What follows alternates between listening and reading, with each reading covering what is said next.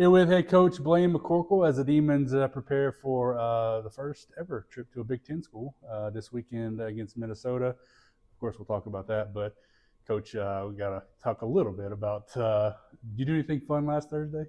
Yeah, we had a good day last Thursday. It was fun when it was over, I'll tell you that. Yeah, So exactly. It's work while you're in it, but you enjoy it when it's over. And that was a special night for our entire campus in the city of Natchitoches and for our players especially. So it was really nice to see the smiles on their faces finally in a locker room and enjoy that moment. And hopefully that's the first of many to come this year. Well, I guess now the second question I have, the one that probably at least everybody wants to know is how many notifications did you have on your phone after the fact? Yeah, I think my text messages got over 200 for sure. And then all the social media stuff and people hitting you up and sending you messages and stuff. So really, really appreciated that, and I don't post a lot on social media per se. Usually what I do is just retweet whatever you put out, to sell the program and maybe tell my wife and kids happy birthday. Other than that, I don't do a whole lot of posting. But I did post Sunday that how much I appreciated it and the outpouring of just love and support, and everybody's so excited for us.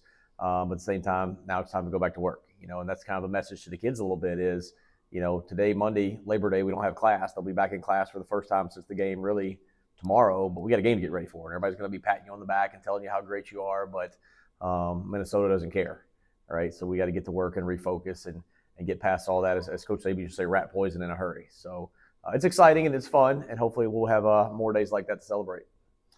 Got to skip ahead as we talk a little bit about the game to the fourth quarter, beyond the delay, beyond the way the defense played, which was exceptional, and certainly want to ask you about that. As a former offensive lineman, as an offensive line coach, to see that unit that you've talked a lot about this, last year and all that, to see that unit sort of take the game in their hands and say, hey, we're going to go win it. I think maybe one of the higher pride points for you from that Thursday. Yeah, it really was. I was proud of that group. And, it takes a while for that group to gel every year. Sometimes it's 2 or 3 games you get into before they really find their rhythm and gel and mold into one good cohesive unit.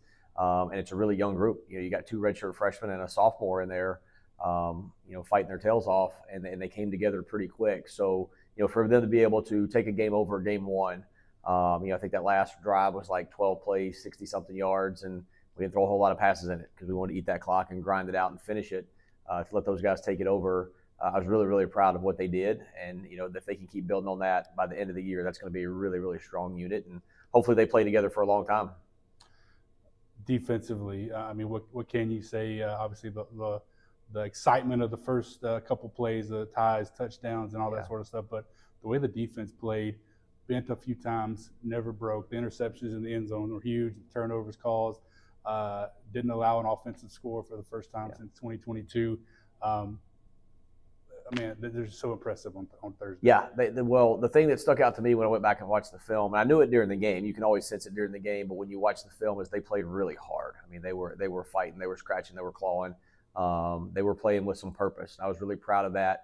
The 2 interceptions down here in the corner of the end zone were huge plays when Alcorn was starting to get a little momentum, put some drives together, and the old adage, bend but don't break, has been around for as long as defensive football has been around. But it's real, that there's no points until they cross the alumni stripe there, right? So if we can, doesn't matter if it's 99 yards, if they don't get in, it doesn't count, So momentum can be swung in a game so fast, with a turnover. And that's exactly what happened the other night. So I was real proud of what those guys did, especially on the back end there late as drives got going. And then to see Fernando get some recognition for that. Cooper as well, for what he did field position-wise. Nice to get the win, but also, hey, our guys did some good stuff. Yeah, and, Cooper Evan, that's where the hidden yardage is. For him to allow our defense to start inside the 23 times is huge, because we've all seen the stats over and over about, percentage of opportunity to score, chance to score. The farther you start backed up, just goes down, down, down, down. And him to put us down there 3 times inside the 20 was big. So proud of Cooper, what he did. He's got a big leg, and he's really going to help us a lot in a lot of areas with his leg. And then Fernando to get recognized. I think we had 1 recognized all of last year, I think. I don't know when the last time we had 2 was. So really, really proud of those 2 guys and what they did. And I've been saying for a while in a lot of these interviews that people are going to enjoy watching Fernando Washington play football. And he plays it the right way. And I think he's just getting started too. Yeah, he was a lot of fun. Him and Clinton on opposite sides. It's going to be a lot of fun this year for sure. You talked a lot about toughness this season coming in. after a couple of days looking back on the game and re reevaluating the things and all that, where do you see the toughness displayed most from Thursday? I think two spots. I think the lightning delay.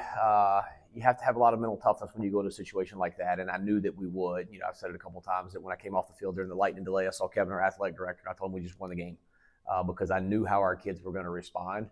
And even though we have a brutally young football team, as everybody knows, that's been well documented that there's not a younger roster in the country.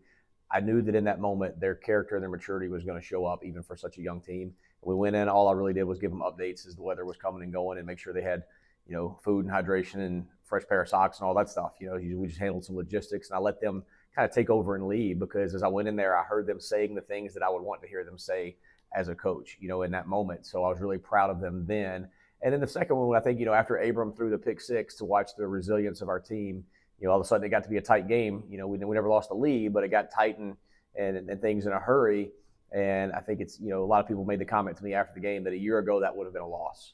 Our team would have kind of folded under the pressure of that and they would have got another score or whatever. But this team didn't flinch, and Abram's a tough kid, and he came back and he led a couple drives to put that thing away in the fourth quarter. And, nobody got down, nobody hung their heads, and they just came back and kept fighting because I don't think they had any doubt in their mind they were going to win the game. And I think that's the two biggest examples of toughness I think that showed up the other night, and both of them I was really proud of. So as we move to this week, like I said, the first time we've ever played a Big Ten school.